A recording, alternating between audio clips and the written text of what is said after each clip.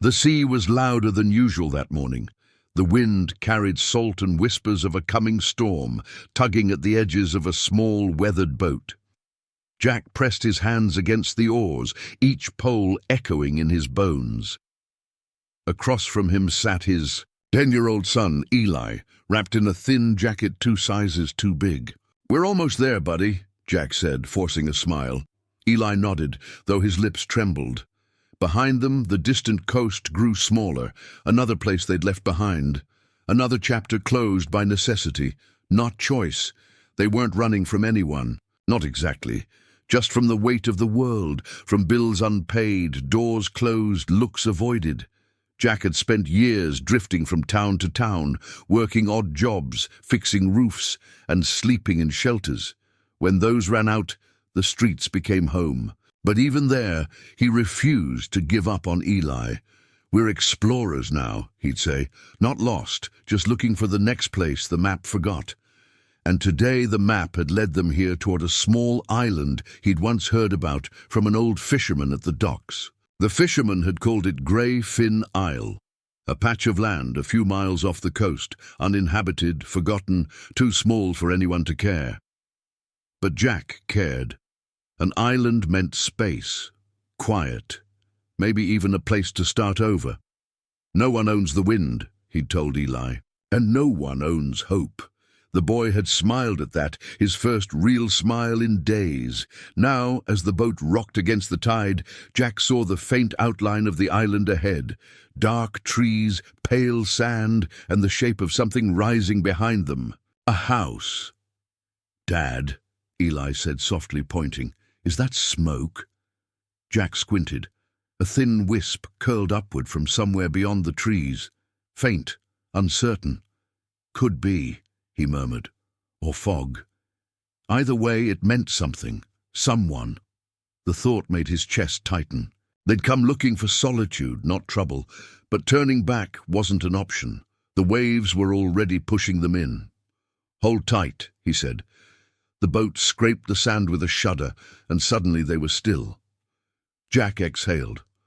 Welcome to Grey Fin Isle, population 2, and maybe a mystery. They pulled the boat ashore, tying it to a fallen branch. The beach stretched quiet and silver under the morning light. Eli jumped out first, boots sinking into the wet sand. "Feels weird," he said.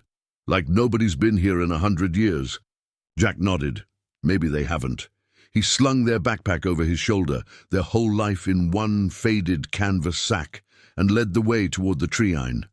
The air changed as they stepped beneath the canopy. Cooler, stiller, thick with the smell of pine and earth. Somewhere a gull cried, lonely, distant. It didn't take long to find the path faint, overgrown, but unmistakably man-made. "Someone used to live here," Jack said. "See the stones?" Eli crouched, touching one of the moss-covered rocks that lined the trail. "It's like breadcrumbs." "Yeah," Jack replied, smiling faintly. "Let's hope they lead to something better than a witch's house." The boy laughed quietly. The sound small but bright. They walked on, following the path deeper into the island until the trees began to thin. And then they saw it, a wooden house standing against the cliff, half swallowed by vines in time. It looked like it hadn't been touched in decades. The roof sagged slightly, and the windows were clouded with dust, but the front porch still stood, strong, and the faint wisp of smoke they'd seen earlier drifted lazily from the chimney. "How's there smoke if no one's here?" Eli whispered. Jack hesitated. "Let's find out." He stepped up the porch stairs, which groaned under his weight. The door was closed, but not locked. He pushed it gently, and it opened with a long, sighing creak. The smell hit first old wood, ashes, and something faintly sweet like cedar. Inside, the house was dim but intact. A fireplace smoldered faintly, a curl of smoke still rising from the dying embers. Jack's pulse quickened. Someone had been here. Maybe still was. "Hello?" he called softly. No answer, only the pop of the fire and the whisper of the wind through broken shutters. He motioned for Eli to stay close. They moved carefully, eyes scanning every shadow. The furniture was covered in dust, but not all of it. One chair near the window was clean, the seat slightly indented, as if someone had just sat there. "Maybe they left in a hurry," Eli whispered. Jack nodded slowly. On the table lay a metal lantern, a tin mug, and a folded piece of paper weighted down by a smooth stone. Jack picked it up. The handwriting was old, but legible. "To whoever finds this place, if you are lost, rest here. The fire will keep you. The island asks for nothing but respect. Leave it better than you found it." There was no signature. Jack stared at it for a long moment. "Looks like we've got permission," he said softly. Eli smiled. "From who?" "Someone kind. They decided to stay, at least for the night." Jack rekindled the fire using driftwood from the shore. Eli explored quietly, discovering an old bookshelf filled with water-warped novels and a dusty globe with faded countries. "Dad, this place is awesome," he said. "It's like a secret fort." Jack chuckled. "Yeah, a fort for 2 castaways." He looked around, a faint warmth settling in his chest. It had been so long since a place felt like it could belong to them, even for a little while. "Let's make it home just for tonight." They found a rusted kettle in the kitchen and boiled water over the fire. Jack made tea from wild mint he'd gathered on the shore, the air filled with a sharp, comforting scent. "Tastes like toothpaste," Eli said, grimacing. Jack laughed. "That's the flavor of survival, kid." They sat on the floor watching the flames dance. For the first time in months they weren't shivering or hungry or afraid of being told to leave. The island was silent, but it wasn't empty. It felt safe. "We'll rest," Jack said quietly. "Then we'll see what tomorrow brings." When night fell, the house creaked and sighed like an old ship at sea. Jack couldn't sleep. He sat by the dying fire, staring into the coals. His mind replayed the letter's words, "Leave it better than you found it." Now that line stuck with him, not as a warning, but a calling. Maybe that's what life was, finding ruins and doing your best to rebuild them. Behind him, Eli murmured in his sleep, curling deeper under the blanket. Jack smiled faintly. "We're going to fix this place up, kid," he whispered. "You'll see." The morning came golden and soft. The island smelled of rain and salt. Jack stepped outside, stretching, his breath misting in the cool air. The ocean shimmered below the cliffs, and gulls wheeled above. He felt something he hadn't in years. Calm. "Dad," Eli said from the doorway, rubbing his eyes. "Can we stay?" Jack looked at him, at the hope shining there. He wanted to say yes, but he hesitated. "We'll see," he said, but deep down he already knew the answer. After breakfast, a few crackers and canned beans, they began exploring more of the island. It wasn't large. They could walk its perimeter in a few hours. They found an old dock on the far side, half collapsed but still holding. "Someone used to fish here," Jack said. "Maybe we can too." Eli's eyes lit up. "Can we build a boat?" "We'll start with a line," Jack said, grinning. They laughed, and for a while it didn't matter that they were homeless on that island. They were just father and son builders, explorers, dreamers. That evening, as the sun dipped low, Jack noticed something glinting behind the cabin. He walked closer and saw a small metal box half buried in the dirt. Inside, wrapped in cloth, were a few trinkets, a compass, a faded photograph of a man and boy standing by the same dock, and a note written in the same hand as before. "The island keeps its own. If you stay long enough, it will tell you its secrets." Jack felt a chill not of fear, but recognition. Maybe, just maybe, this place had been waiting for them. He showed the photo to Eli. "Think that's the guy who wrote the notes?" "Maybe," Eli said. "Looks happy." "Yeah," Jack murmured. "He does." They placed the photo on the mantel beside the first note, as if returning something sacred. That night, the wind howled outside, but the house held firm. The fire glowed steady. Jack lay awake, listening to Eli's slow breathing and the steady rhythm of waves below. For the first time in years, he didn't feel like a ghost. He felt real, present, alive. In the days that followed, they repaired what they could. Jack patched holes in the roof with driftwood. Eli cleaned the windows, humming quietly as he worked. They planted a small garden from seeds they found in the pantry. "You think anything will grow here?" Eli asked. "Only one way to find out," Jack said. "By the end of the week, the cabin looked different. Not perfect, but lived in. Feels like we belong," Eli said. Jack smiled. "Yeah, maybe we do." One afternoon, they heard a boat engine far off. Jack's heart leapt. "We're not alone after all," he muttered. A small fishing vessel appeared near the dock, an older man steering it, waving when he saw them. "You folks all right?" he called. Jack hesitated, then nodded. "Yeah, just fixing up an old place." The man smiled. "Old place, huh? My father built that cabin. Thought it'd be gone by now." Jack's eyes widened. "You're his son." "That's right," the man said.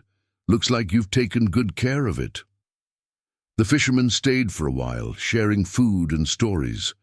He told them his father used to let lost travelers rest on the island. Said, "Everyone deserves one safe place in the world." Jack listened quietly, the words sinking deep. "You're welcome to stay," the man said. "He'd have liked that." When the boat left, Jack stood by the shore, watching it disappear. "You hear that, kid?" he said softly. "We've got permission from the island's keeper," Eli grinned. "Then we're staying forever." That night, as the fire crackled and stars filled the sky, Jack held his son close. "You know," he said, "sometimes the world forgets about people like us." Eli looked up. "But the island didn't," Jack smiled. "No, it didn't." The wind whispered through the trees, carrying the scent of the sea and something new belonging. For the first time in a long time, they didn't feel lost. They'd found their place, and maybe, just maybe, it had been waiting for them all along. They rose with the gulls and slept with the tides. Days on Grafe and Iceisle fell into a gentle rhythm. Jack fixed what time had been. Eli explored the trails and brought back pockets full of surprises. A smooth red stone, a feather striped like smoke, a bottle with a message that turned out to be seaweed. "Someday it'll be treasure," Jack teased. In the evenings, they read by firelight, tracing the faded lines of an old atlas they'd found on a shelf. "Find us," Eli would whisper to the tiny blue circle of water around the island. "We're right here," the fisherman returned with mackerel and quiet advice. "Name's Walter," he said, hopping from his boat with the ease of someone born on waves. He studied the patched shingles and the tidy woodpile. "My father would have smiled to see this place breathing again." Jack thanked him, then asked the question he'd been circling. "Did he write the notes?" Walter nodded. He kept a little tin of paper and a pencil by the hearth. Said, "Strangers come ashore carrying storms." He wanted them to find a fire first. Jack touched the mantle. "He still keeps them warm." They found another note. 2 mornings later, tucked behind the loose plank under the window latch. "Water's the first teacher. If you listen, she'll tell you when to tie your boats and when to tighten your knots." Beneath it, a pressed sprig of wild thyme crumbled into Jack's palm, filling the room with a memory of kitchens he'd loved and hands he'd lost. Eli taped the note above the table with careful fingers, as if hanging a prayer. "We should start a wall," he said. "A wall of island things." Jack smiled. "Then let's keep listening." Listening taught them the island's clock. At low tide, the sea peeled back and revealed a stone spine curling toward a smaller spit of rock north of the cove. Seals hauled out there, slick and watchful, while oyster catchers paced like tiny red-beaked soldiers. "Path of Bones," Eli named it. At high tide, the world shrank to cliff, trees, house, sky. Jack mended nets and experimented with traps. Walter showed him, laughing, when a crab scuttled sideways into freedom. "He chose life," Jack said. Eli grinned. So did we. They ate simply and well with gratitude, like a second course. One afternoon, while clearing scrub near the cliff edge, Jack's shovel bit into something solid, not stone, not root. He knelt and brushed aside soil until a rusted hinge appeared. Then a rectangle of weather-grey boards, a hatch. "Dad," Eli breathed, kneeling beside him. Together, they pried it open. Cool earth breath rose from a shallow cellar cut into the rock. Inside, jars clouded with age, a coil of rope, a wooden crate stenciled with a name worn nearly smooth. Jack lifted the lid and found oilskin bundles tied with twine. "Not treasure," he said softly. "Stories." The bundles held notebooks, simple, sturdy, their covers softened by salt and handling. Walter's father had written in a small, patient hand tides, weather, visitors, repairs, recipes for bait, poems that sounded like rooms learning to breathe. "The island has no locks." One entry read, "It trusts you to be who you say you are." Jack read aloud until the fire burned to coals. Eli lay with his head on his father's knee, listening as if each word hammered a nail into the floor that would hold them, even when wind pressed its heavy hands against the walls. Walter leafed through the notebooks when he next visited, smiling at ink he recognized. He always meant it for someone to find, he said. At the bottom of the crate lay a folded map of the island, hand-drawn, edges soft with years. A tiny X sat near the western cove. "That's where he buried my mother's locket when she passed," Walter said, eyes distant.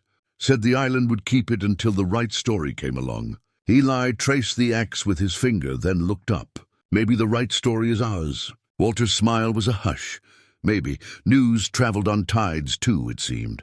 A week later, a sleek white boat nosed into the cove, all chrome and impatience. Two people in bright jackets stepped onto the dock that was mostly air and shouted without bother to the wind, "Hey, anyone here?" Jack and Eli emerged from the trees. The woman introduced herself as Morgan. The man as cliff names that sounded like they'd never missed a mortgage payment. "We're scouting film locations," Morgan said, eyes already measuring the house's angles. "Raw, authentic, cinematic. We could make an offer." Eli's hand found Jack's. Jack smiled politely. "We're not selling." "We didn't say buying," Cliff corrected, grinning like a GPS that refused to recalculate. "We rent-restore for the shoot. Leave it better than we found it. You'll get more in a week than this hut sees in a decade."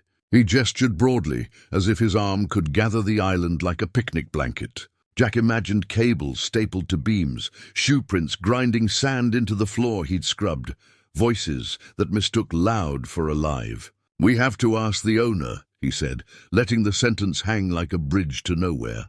"He's complicated," Eli added, perfectly solemn. Morgan's gaze sharpened. "Who owns it?"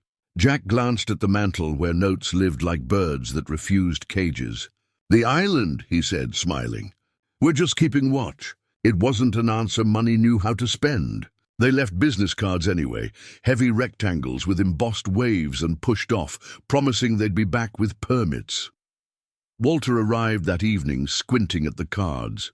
"They've been sniffing around other coves," he said. "Most places can't say no to quick cash." Jack tucked the cards under the loose plank with the time. "We can." The sea answered with a warning of its own. Clouds barred the horizon. Birds flew low, their wings knifed straight. Walter tied the boat hard and taught Jack a knot he'd never forget. "Storm's coming mean," he said.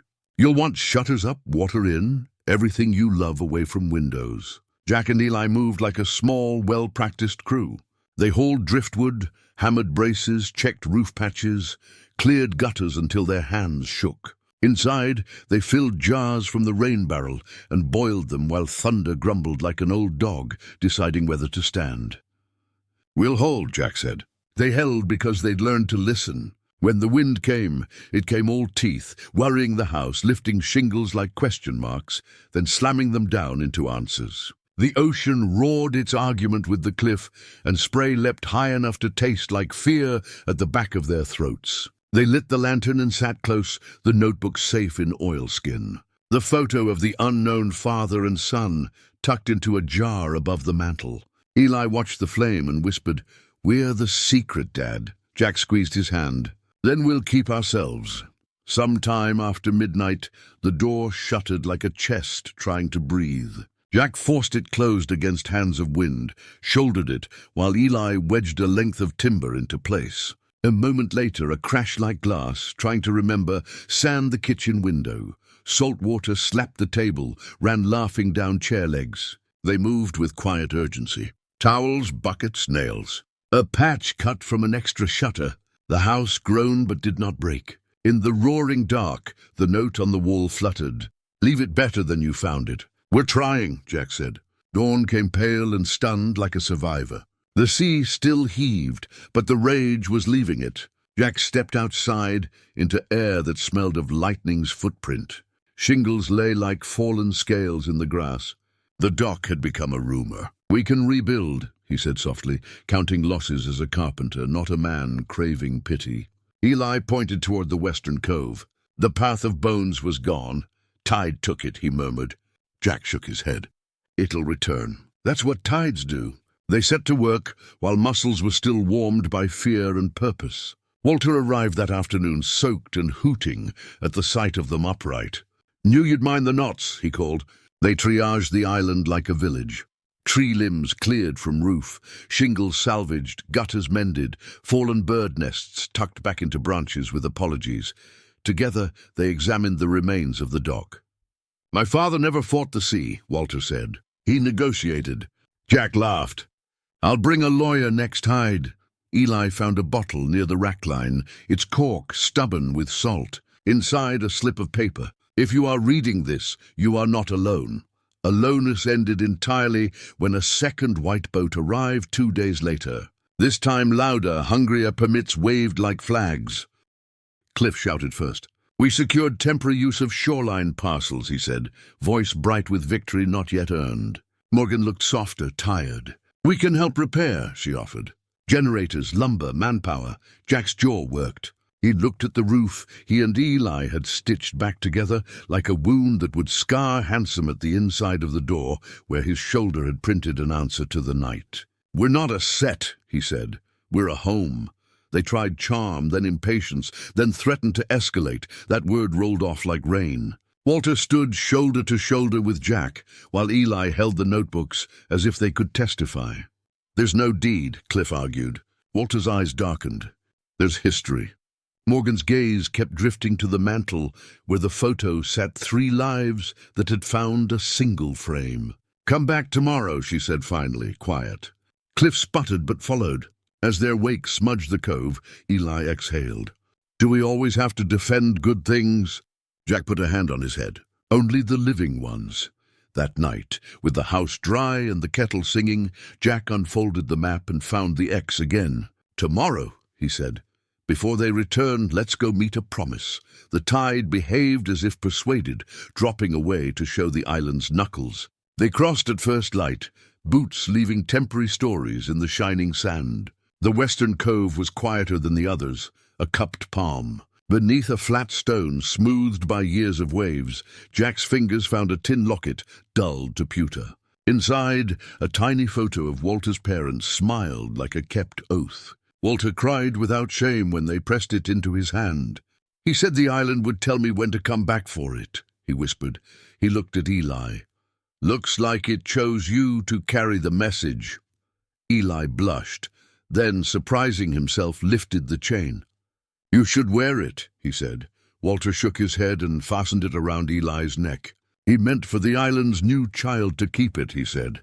Jack blinked away salt that didn't come from the sea. "Then we'll keep it safe," he said, "until the next right story."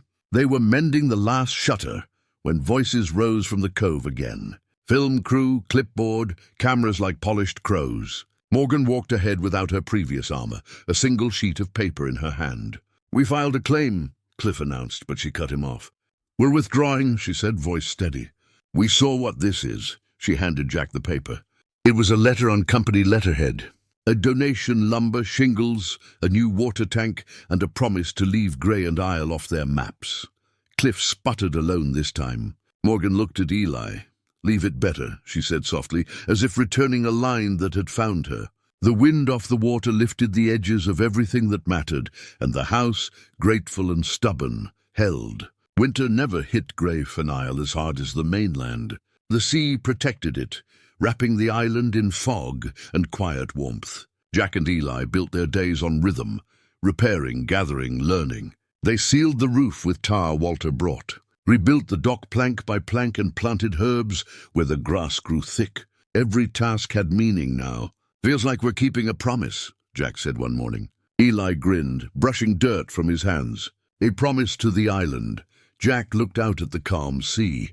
To whoever believed in us before we got here. Walter visited every week. Sometimes he brought supplies, sometimes just stories about the lighthouse long gone, about his father who built the cabin from driftwood and faith. He said, "Every storm teaches you its own alphabet," Walter told them once, eyes twinkling. "You just have to learn to read it." Jack listened like a student again. "Then I guess we're still learning," he said. Eli looked up from his drawing of the cabin. "Can I write it down, Mr. Walter, better?" Walter smiled. "Live it down, that way it can't be erased." As weeks passed, the island became more than a shelter. It became theirs. Eli painted the shutters blue. Jack carved a sign from driftwood. "Grey Fin Cabin, a place to begin again." They hung it by the door, where the morning light always caught at first. The sea had stopped feeling like a border and started feeling like a guardian. "You think we'll ever leave?" Eli asked one evening. Jack looked at the horizon. "Maybe someday, but only when we've made it ready for whoever comes next." The boy nodded, satisfied like the man before us. "Exactly." Spring crept across the water in whisper-softer waves.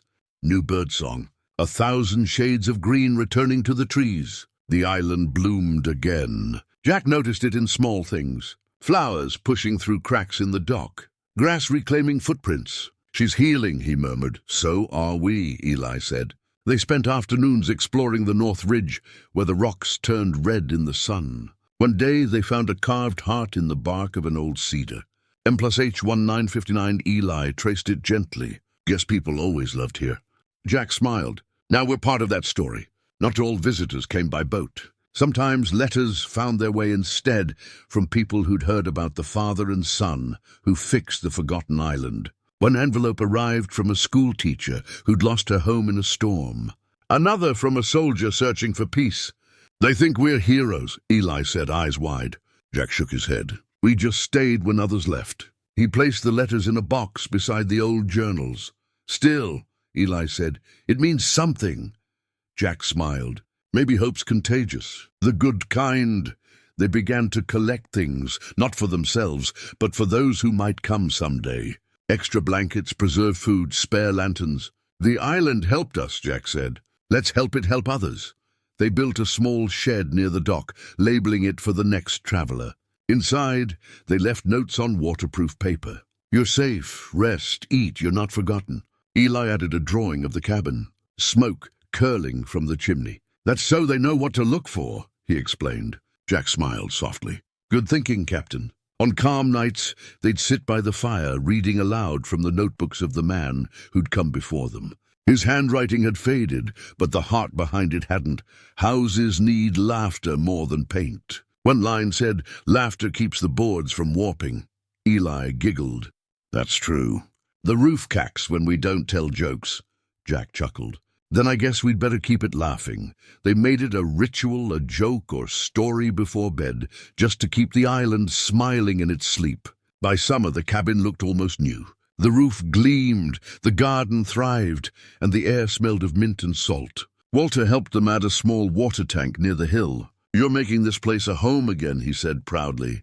"Maybe even better than before." Jack shook his head. "We're just caretakers." Walter looked at Eli, who was chasing gulls along the sand. "Caretakers are what the world needs most," he said. "Not owners, people who fix things without wanting to keep them." Jack nodded.